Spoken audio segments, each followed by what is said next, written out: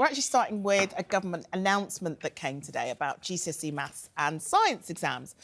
Pupils will continue to not have to memorise formula and equations, instead being given them on sheets to use in their exams, at least for the next 4 years. Now, these are prompt sheets, and they were initially introduced in COVID to make up for lost classroom time. Whilst Labour have been accused of making exams too soft, some have suggested that exams are outdated and should be scrapped altogether. Janet, where do you stand on this?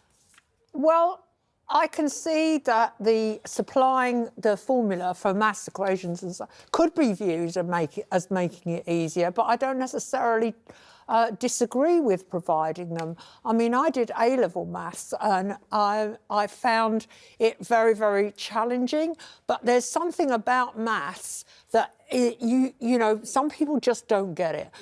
Maths is a tool that you absolutely need in life. So the more that we can make maths, it's not easier, it's just user-friendly. And that's the attitude I have to maths in particular. And I think that kids at the moment have had a rough time. They had COVID, they were after COVID, it really affected their education, and we need to get them back on track and feeling included and ready for work. So anything that prepares them for work is important. And I think exams are important too. I think exams are important because it gets you, it's a discipline that you've got to get your head around. You've got to be in a certain place at a certain time, sit down, get on with it, and do it. Yeah, I mean, where I stand with this is that, you know, I said it earlier, some people are saying that the system is outdated. The reality is we need to be preparing kids to come out into what the workplace and the work looks like now, which is very different in so many different avenues from what it looked 40 years ago. And we have to prepare kids for that. We no longer live in an environment where the answers to things are really far away. They're at our hands all the time, on our phone, on our computer, what have you. Giving someone the formula does not mean that you're giving them the answer. You're showing them how to do it. They've got to know the logic. They've got to know the logic behind it.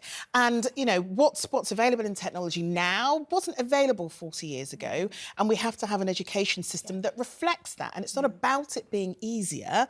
It's about, you know, catching up, which we've struggled to do over the years. And it's not as if these tests are easy, Judy, are they? I mean, I tell you, when my son comes home with maths work, I'm like, call somebody else. Yeah? I don't know what it is, but look, I agree with you that exams are needed, but if I'm honest, when was the last time we used our GCSE maths? Well, you just used fractions and you just used looking at degrees and what have you, because you know that the boots are super high, and you know that the degree for your body and the angle doesn't necessarily work, so you don't walk too fast. I didn't use maths, I used hope. Let's keep it real and faith. But if I'm honest, I think for the maths that we need to know percentages. What the interest rate is on the mortgage, on the tax, and those kind of things. Like, I think that one of the things that we need to also look at is, yes, we're looking at the formulas and so on, but children learn differently. You know what I mean? Being a dyslexic person myself, I found that I learned differently. And as many other children, they don't learn in the same structured way we've had for many years. So I'm open to this if it's going to build back young people's confidence and make them engage in education, because as much as say, oh, we don't use maths, do we really use it? I think it in everything. I don't know if I use it, but I'm just saying I feel like education is important. If maths is not for you, it's not for you. It might be English that you love, it might be drama, but having some kind of education is good for you to understand routine, analysing work, like you said, discipline. So I agree if they're opening something up that helps children to engage. I mean, I remember when I was studying for civil engineering, and one of the things is you have to remember the formulas and actually how to get to the answer. And it was one of the most exciting things, you know. You're going to do exams, you know that now you're prepared to go into the workplace. And sometimes you think about it, if you're walking into a building, do you want the engineer to have that knowledge of like 100 years ago or of this year? I think we need to think about our education system.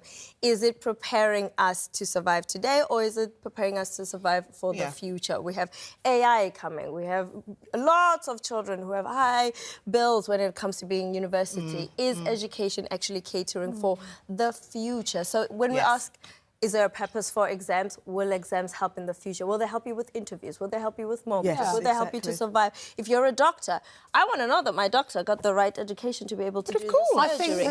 I think that exams represent one of the few things that children still have to do at a certain time in a certain place. And the pressure. And the pressure is good for them. And it's so fashionable now to say, oh, let's make everything easier, let's understand what their needs are, let's be really flexible.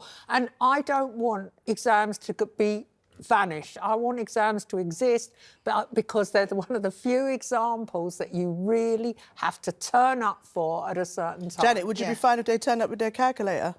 Well, some places do let kids They do, but it's also a bit like... I'm not going to get... Back in the day, 40 years ago, 50 years ago, when they were doing maths exams, calculators didn't exist. Yeah. You can sit in the workplace and you can be that architect, you can be that person, what have you.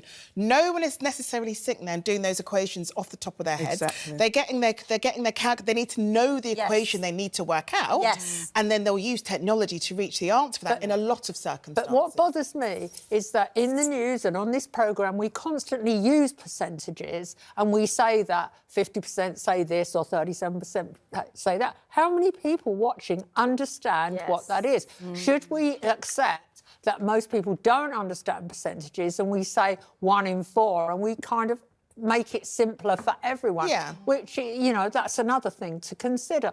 But finally, the most important thing for kids is to be able to communicate efficiently, accurately, and, you know, to have social skills. Which never, you know, when you read a lot of these headlines, no one sort of says, oh, you know, teachers aren't, you know, social skills are being made easy and blah, blah. We're not necessarily looking at the whole package of what's important for kids to learn within the education system. And you've got people who've gone through the education system a really long time ago that aren't necessarily preparing kids for the modern workplace. And I think that's hugely important, no matter what happens with exams.